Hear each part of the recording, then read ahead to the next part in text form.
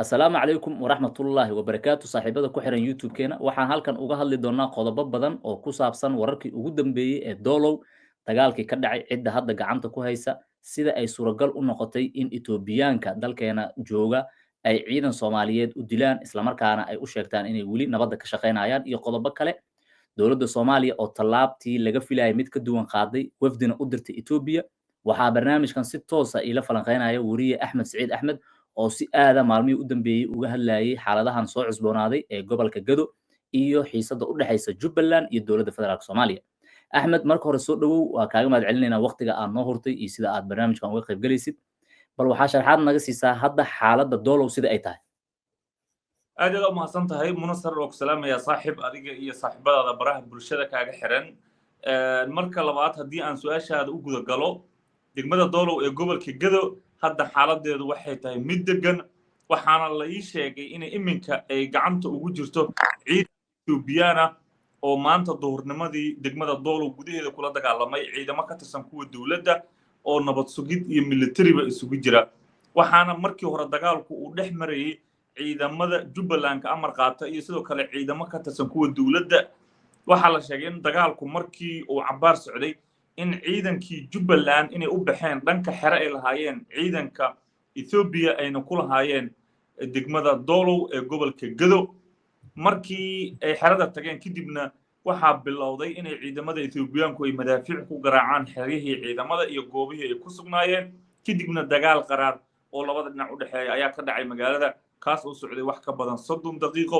ugu dambeynna ciidamadii Ethiopia ayaa magaalada gacanta ku dhigay iyadoo qaar ka mid ah ciidamadiina ay dileen kuwa kalena ay nolosha ku qabteen halka qaar ciidamada ka midana ay degmada Doolow isaga baxeen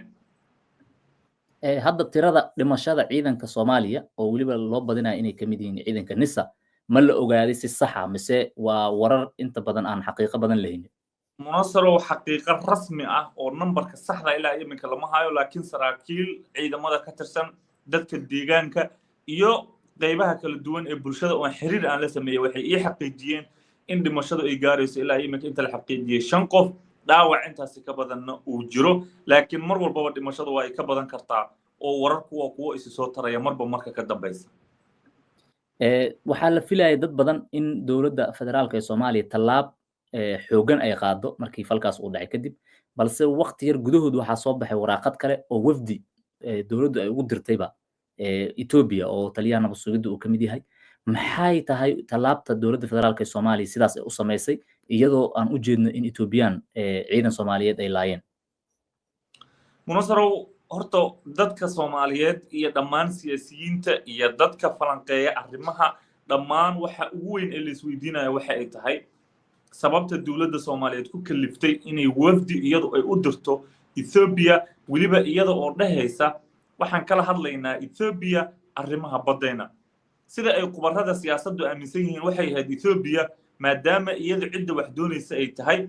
oo badda rabta ay tahay inay iyadu wafdigeeda ay u soo dirto caasimadda Soomaaliya ee Muqdisho halkan ay kula kulmaan maadaama cidda wax rabta iyadu ay tahay laakiin in dowladda Soomaaliyeed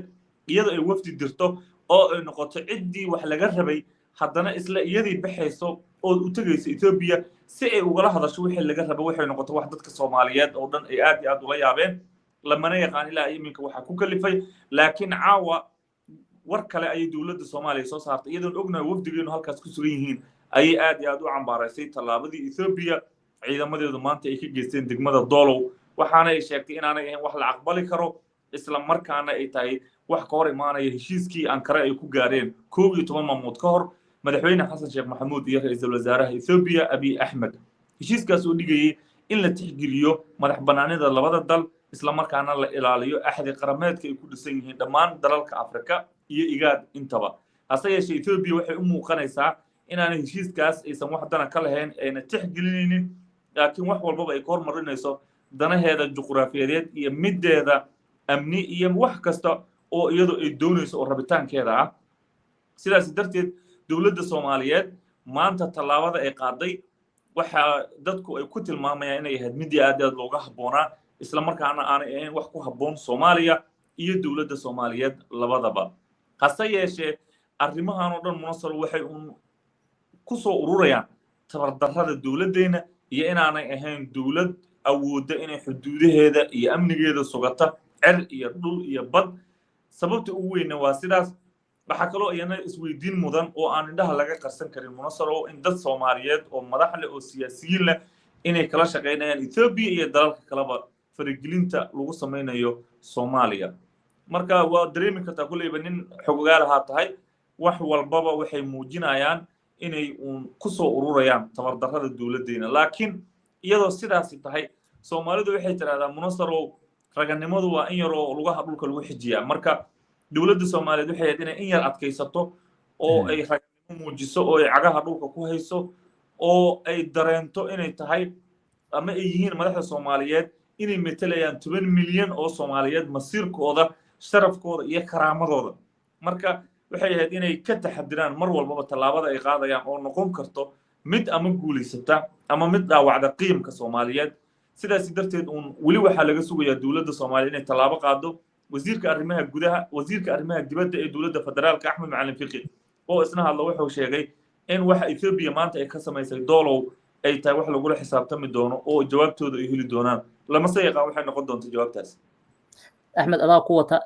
Ethiopia dabcan ciidan ahaan iyo marka laga hadlayo sida iskugu aadan yihiin xilligan la joogo Soomaaliya waa ka awood badan yihiin. Soomaalidana waxaa la sheegaa in laba qadiyood markay taagan tahay ay dagaal xoog u leeyihiin oo ah marka diin imaado iyo marka qarannimada imaado.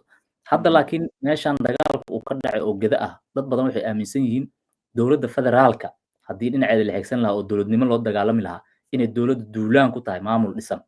oo xoogaa tafraaruq Soomaali ayaa jirta Ethiopiankana ka faa'iideysanaya. maxay noqon kartaa tallaabta ay qaadi karto dawladda hadda wixii ka dambeeya oo aan ahayn in xal diblomaasiyadeed ay ku dagaal gasho? nin horta arrinta Jubbaland dawladda federaalku dhowr jeer hore ka hadashay waxaana khilaafkan uu ka soo bilowday doorashadii Axmed Madoobe bishii hore ee dhamaatay 25keedii ka qabsoontay magaalada Kismaayo. sidaas darteed tan in maalintaas waxa ka dambeeyay dawladda Soomaaliya waxay sheegaysaa inaanay aqoonsanayn Axmed Madoobe oo ay u aqoonsan yihiin nin waqtigiisu dhamaaday. Axmed Madoobena wuxuu leeyahay waa la doortay oo masiirka Jubbaland iyo inay is doortaan dadka Jubbaland dastuurkeeda ayaa dhigaya. labada dhinacna eedeyn ay isu jeedinayaan warbaahinta isku marinayaan. laakiin arrinta gobolka Gedo mar walbaba waa ay ka duwan tahay arrinta Jubbada Hoose ama Kismaayo. sidaan wada ognahay khilaafka intaan la gaarinba dawladda federaalka iyo Jubbaland waxaa jira khilaaf u dhaxeeya dadka reer Gedo iyo hogaamiyaha Jubbaland Axmed Madoobe oo aad dareemi karto khilaafkaasi inuu dhaliyay in Axmed Madoobe oo ku dhawaad dhowr iyo 10 sano Kismaayo ku sugan oo madax ka ah inaanu weli tigin magaalo kamid ah gobolka Gedo.